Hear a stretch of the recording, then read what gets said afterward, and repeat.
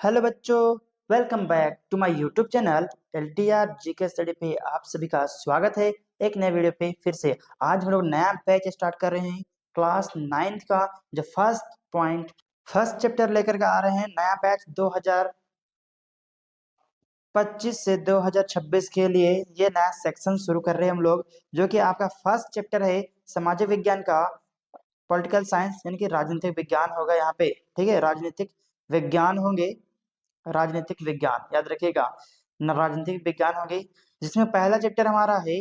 पहला chapter first chapter है लोकतंत्र क्या और लोकतंत्र क्यों।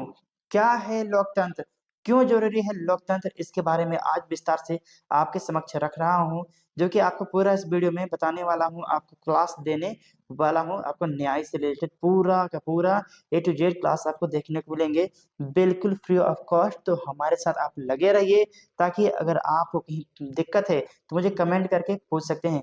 दोस्तों चलिए बिना टाइम वेस्ट के वीडियो को स्टार्ट करते हैं। पहली बात हम लोग जानते हैं, चलिए बात करते हैं लोकतंत्र। क्या है लोकतंत्र का अर्थ, इसका मतलब समझते हैं क्या होता है लोकतंत्र। देखिए, डेमोक्रेसी, लोकतंत्र को हम लोग इंग्लिश में डेमोक्रेसी बोलते हैं। डेमोक्रेसी यानी कि यूनानी शब्द है, जो डेमोक्रेसी है वो यूनानी शब्द है डेमोक्रेसिया से बना है। क्या से? डेमोक्रेसिया से बना है।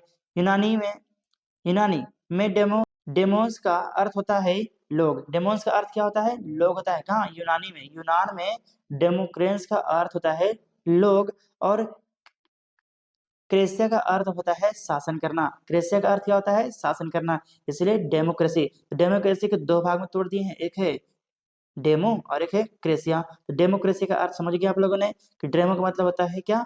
लोग, और क्रेसी का मतलब शासन करना, इसका अर्थ होता है। इस प्रकार डेमोक्रेसी अर्थात लोकतंत्र का अर्थ लोगों का शासन बन करके आया। चलिए अब बात करते हैं विस्तार से, थोड़ी आगे चलते हैं। देखिए, लोकतंत्र को दो शब्दों से मिलकर बना है। कौन? लोकतंत्र। तो लोक प्लस तंत्र। अब क्या होता है लोक प्लस तंत्र? तो लोक प्लस तंत्र, लोक मतलब क्या, लोक मतलब क्या और तंत्र मतलब क्या? तो लोक मतलब लोग यानी कि जनता, और तंत्र मतलब शासन करना।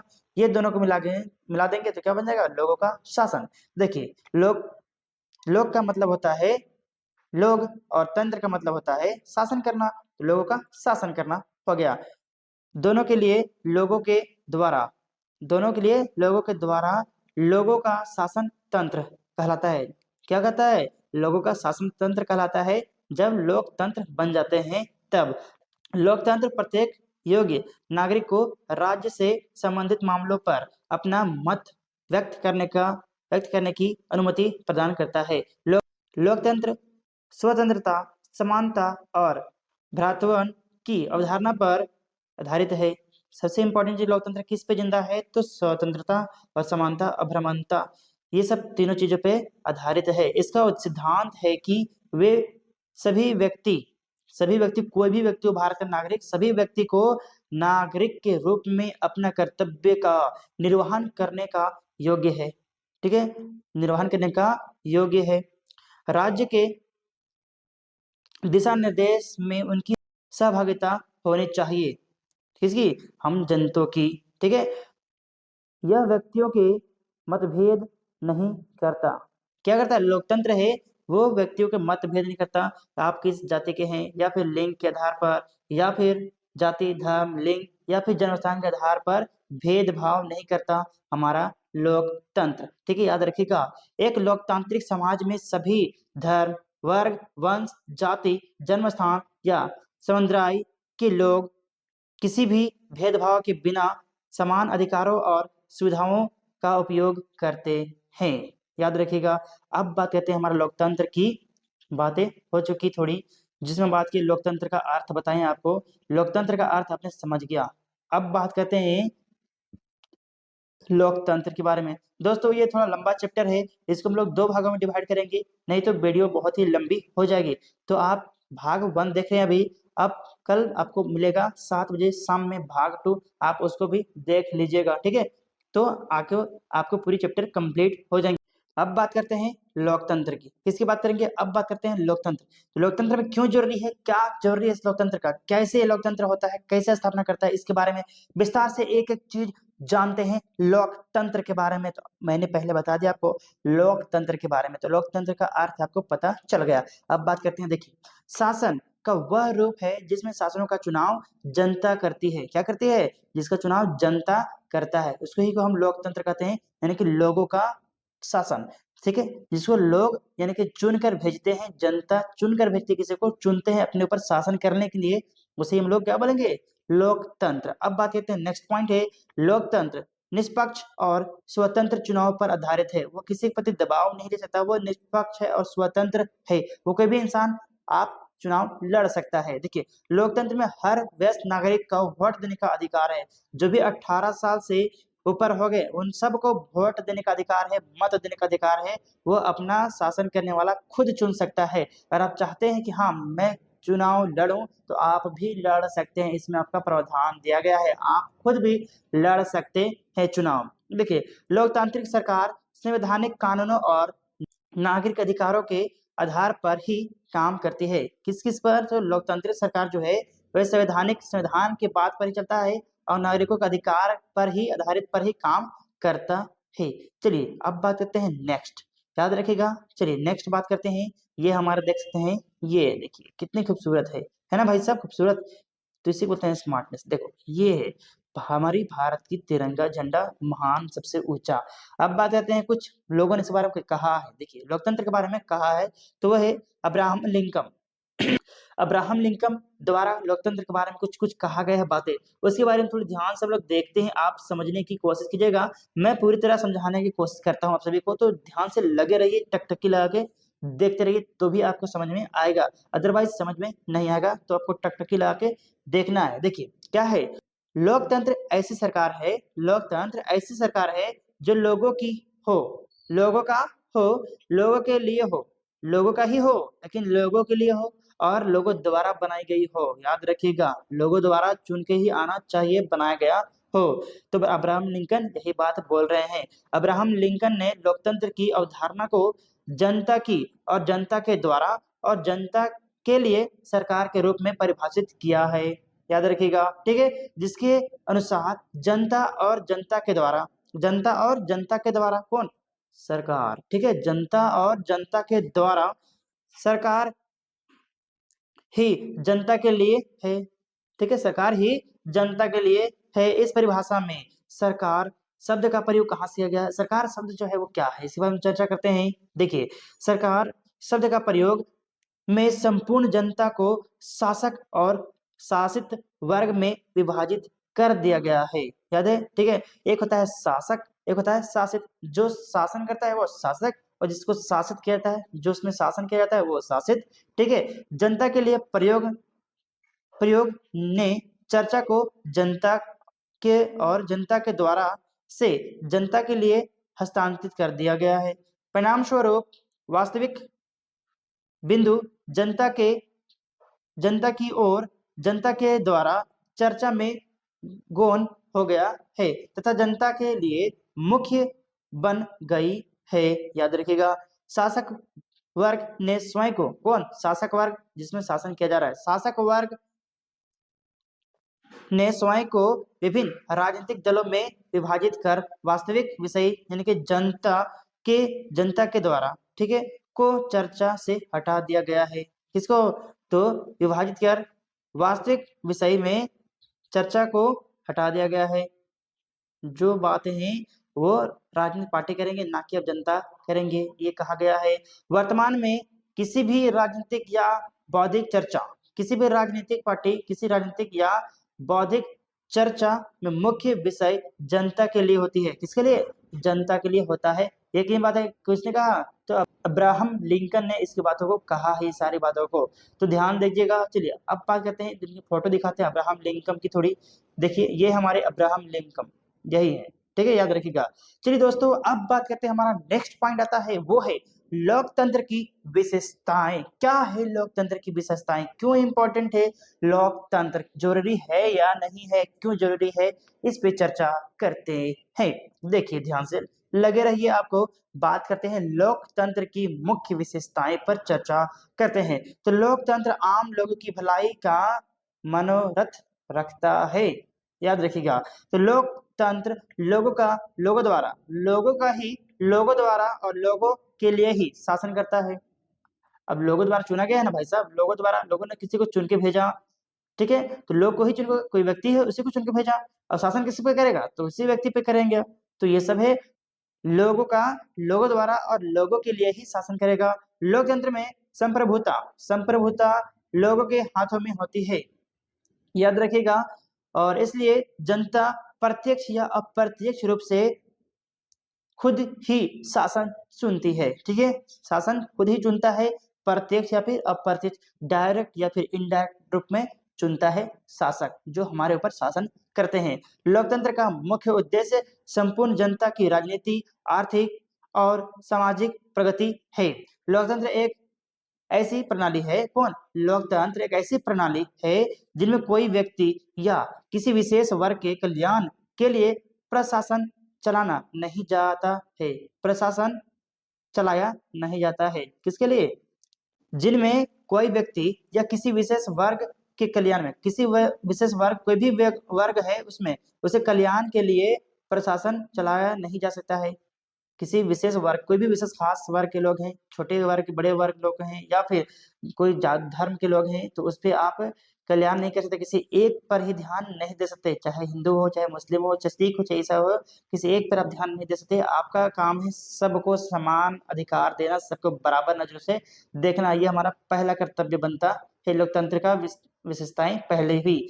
दूसरी विशेषताएं क्या है, तो दूसरी विशेषताएं हैं, यह समानता के सिद्धांत पर आधारित है। किसकी, समानता के सिद्धांत पर आधारित है। देखिए, लोकतांत्रिक शासन प्रणाली का मुख्य सिद्धांत समानता है, यानी कि हम सब समान हैं, एक समान, चाहे स्त्री हो, पुरुष हो, कोई इंसान हो, हम सब समान है। इसका मतलब केवल राजनीतिक समानता नहीं है, बल्कि आर्थिक और सामाजिक मान्यता या समानता भी है, याद रखिएगा। लोकतंत्र में जाति, संपत्ति, धर्म, रंग के आधार पर आप राजनीतिक क्षेत्र में कोई भेदभाव नहीं कर सकते कि तुम गोरे हो, तुम काले हो, तुम ये हो, तुम वो हो, तो तुम आकर चुनाव नहीं लड़ सकता, ये नहीं कर सकता, वो नहीं कर सकता। आप भेदभाव नहीं कर सकते हैं किसी के साथ, ये हमारी समानता का अधिकार है, ठीक है, यहाँ तक समझ में आ गया। बल्कि सभी को विकसित होने के लिए समान अधिकार दिए गए हैं, सबको बराबर अधिकार दिए हैं डेवलप करने के लिए, विकसित होने के लिए, कि आप सब भी बढ़ चढ़ के हिस्सा लीजिए और विकसित होइए। अब तीसरी विशेषताएं थी, वो है तीसरी विशेषताएं स्वतंत्रता मानव विकास के लिए आवश्यक है। जो स्वतंत्रता है ना बेटा, वो मानव विकास के लिए आवश्यक है, मानव को डेवलप करने के लिए आवश्यक स्वतंत्रता।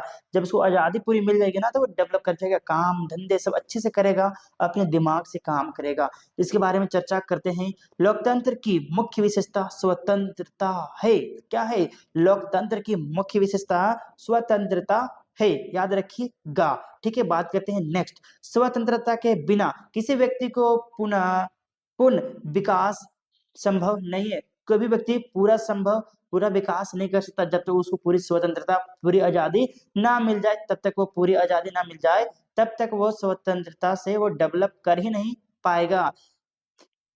जितनी स्वतंत्रता व्यक्ति को लोकतंत्र में प्राप्त हो सकती है, उतनी उतनी स्वतंत्रता किसी को शासन में नहीं मिल सकता। कोई भी शासन में जब शासन कर रहा है किसी के ऊपर, तो उसमें नहीं मिल सकता है, याद रखिएगा। लोकतंत्र में नागरिकों को विचारों को व्यक्त करेंगे, लोकतंत्र में नागरिकों के जो विचार है उसे व्यक्त करते हैं, बातचीत करते हैं, एक समुदाय का निर्माण करने, सरकार की आलोचना, भला बुरा कहने, ठीक है, समाचार पत्रों आदि की पूर्ण स्वतंत्रता होती है। ये सब है आपकी स्वतंत्रता, ठीक है। बात करते हैं, व्यक्ति किसी भी धर्म को स्वीकार कर सकता है। जो व्यक्ति है चाहे अपने मन की मर्जी किसी भी धर्म को स्वीकार कर सकता है, यही है हमारी स्वतंत्रता, किसी भी धर्म को स्वीकार कर सकता है। नेक्स्ट पॉइंट देखिए, कर सकता है या अस्वीकार करने के लिए स्वतंत्र है। वो किसी को अगर बोला कि तुम मान लो कि हिंदू धर्म अपना लो, तो वो अस्वीकार करने के लिए स्वीकार नहीं भी कर सकता है, इसका अधिकार है, वो हमारे संविधान ने दिया है। देखिए, लोकतांत्रिक प्रणाली में स्वतंत्रता का अधिकार केवल दिया ही नहीं जाता, बल्कि लोगों की स्वतंत्रता की रक्षा के लिए स्वयं न्यायपालिका का भी प्रबंधन किया गया है। देखभाल के लिए हमें न्यायपालिका भी बनाया गया है। संविधान ने इसको दिया है ताकत, आप देख रेख कीजिए। कोई अगर भेदभाव करता है या फिर जबरदस्ती करता है कि आप ये धर्म मना लो, वो कर लो, लंच कर लो, फंद कर लो, जो भी कहता है तो उसको देखभाल के लिए, गलत और सही का देखभाल के लिए न्यायपालिका बनाया गया है। अब चौथी बात है, चौथा विशेषता है तो वो है लोगों को राजनीतिक शिक्षा मिलती है। क्या है? लोगों को राजनीतिक शिक्षा मिलती है। देखिए, लोकतांत्रिक प्रणाली में चुनाव होते हैं। क्या होते हैं? लोकतांत्रिक प्रणाली में चुनाव होते हैं। इन चुनावों को जीतने के लिए, किसको? जो चुनाव होते हैं उनको जीतने के लिए विभिन्न राजनीतिक दल चुनाव आंदोलन चलाते हैं। क्या करते हैं? चुनाव आंदोलन चलाते हैं और अपने दल की नीतियों को घोषित कर देते हैं। ठीक है, अपने नीतियों की दल को, जो दल की नीति है, कुछ भी नियम कानून जो लाते हैं वो घोषित करते हैं। देखो भाई, मैं इसकी तरह के आपके काम करूंगा आपके हित के लिए। उनके नेता शासन की प्रशासन या आलोचना करते हैं। जो उनके नेता हैं वो शासन या प्रशासन या फिर आलोचनाएं करती है। ठीक है, जनता अपने प्रतिनिधि चुनते हैं। क्या करते हैं? जनता जो है वो अपने प्रतिनिधि चुनते हैं। आप क्लास 8 में पढ़ चुके होंगे। देखिए, उसके बाद और शासन में प्रत्यक्ष और अप्रत्यक्ष रूप से हिस्सा लेते हैं। यानी कि जब आप इलेक्शन लड़ते हैं, आप वोट देते हैं, तो शासन जो करवाते हैं अपने ऊपर, तो प्रत्यक्ष या फिर अप्रत्यक्ष रूप से आप हिस्सा लेते हैं, ना कि छोड़ देते हैं। आप हिस्सा जरूर लेते हैं, याद रखिएगा। इन सभी गतिविधियों के माध्यम से जनता को राजनीतिक शिक्षा मिलती है। यही सब गतिविधियों से जनता को राजनीतिक शिक्षा मिलती है। ठीक है, याद रखिएगा। अब पांचवा हमारा विशेषताएं हैं बेटा। देखो, पांचवा विशेषताएं हैं वह है विद्रोह या क्रांति की कोई भी संभावना नहीं होती। विद्रोह या फिर क्रांति की कोई भी संभावनाएं नहीं होती है, याद रखिएगा। देखिए, प्राचीन काल की बात थोड़ी लेते हैं, है ना। प्राचीन काल में जब गणराज्य होता था, उसमें गणराज्य होता था, तो इतिहास गवाह है कि कभी कभी शासन परिवर्तन के दौरान खून खराबा होता था कि नहीं? हाँ, बिल्कुल होता था। लेकिन लोकतंत्र का ऐसा शासन है जिसमें जिसमें आयोग सरकार को बदलने के लिए हिंसा कार्रवाई नहीं की जाती। ठीक है, हिंसा की जरूरत नहीं पड़ता, अहिंसा की जरूरत नहीं पड़ता। ठीक है, आपको मारपीट, लड़ाई झगड़ा करने की, खून खराबा करने की जरूरत नहीं है। आप बातचीत से ही इसको निपटारा कर सकते हैं। बल्कि लोग मतदान के अधिकार का प्रयोग करके शांतिपूर्ण तरीके से सरकार को बदल सकते हैं। किसके द्वारा? तो वोट दे करके आप वोट दीजिएगा और आप सरकार को बदल सकते हैं। अभी मान लो बीजेपी की पार्टी है, तो हो सकता है आगे आने वाली पार्टी बदल सकते हैं आप, जिसमें आप अगर जुल्म किया जाए, अगर आपको लगता है गलत कर रहे सरकार, तो आप अपनी पार्टी बदल भी सकते हैं, सरकार को बदल सकते हैं, चुन सकते हैं फिर 5 साल के बाद। ठीक है ना। ये वो चीजें हैं। अब बात करते हैं, देखिए, इस संबंध में गिलक्रिस्ट ने कहा है, इसके संबंध में, किसके संबंध में? ये आप जो पार्टी को बदल रहे हैं ना, इसके संबंध में गिलक्रिस्ट एक व्यक्ति है जिन्होंने कहा है, लोकतंत्र सार्वजनिक संपत्ति का शासन है। सार्वजनिक संपत्ति, सभी का सार्वजनिक संपत्ति का शासन है, इसलिए यह क्रांतिकारी नहीं हो सकता। इसलिए यह क्या हो सकता है? क्रांतिकारी नहीं हो सकता। आप सरकार को 5 साल बाद हटा सकते हैं चुनाव के माध्यम से। किसके माध्यम से? तो चुनाव के माध्यम से आप सत्ता सरकार को हटा सकते हैं। तो दोस्तों, अब बात करते हैं छठा विशेषता। क्या है? 6 नंबर की विशेषताएं जो है हमारी लोकतंत्र की, बात करते हैं वो है जिम्मेदार सरकार। आप जिम्मेदार लेगा, क्या जिम्मेदारी लेगा सरकार? देखिए कैसे लेता है। एक लोकतांत्रिक प्रणाली में शासन लोगों के इच्छा के अनुसार चलाया जाता है। लोगों की इच्छा होती है कि हाँ, मैं चाहता हूं कि वो मेरे ऊपर शासन करे, वो मेरे ऊपर शासन करे, तो उसी को वोट देके सरकार बनाता है, प्रतिनिधि चुनता है जनता। अब वही प्रतिनिधि क्या करते हैं? जाते हैं और वो एक अ, संसद चुनते हैं। संसद चुनने के बाद क्या करते हैं? वही एक प्रधानमंत्री का निर्माण करते हैं, तो इससे हमारे ऊपर शासन करने वाला बैठ जाता है। देखिए, जनता सरकार चलाने के लिए एक योग्य प्रतिनिधि चुनते हैं। एक योग्य प्रतिनिधि, जो प्रतिनिधि होता है उसको चुनते हैं। जनता के चुने हुए प्रतिनिधि जनता के विश्वास को ग्रहण करते हैं, जीत लेता है, ग्रहण कर लेता है, उसके विश्वास को जीतता है कौन?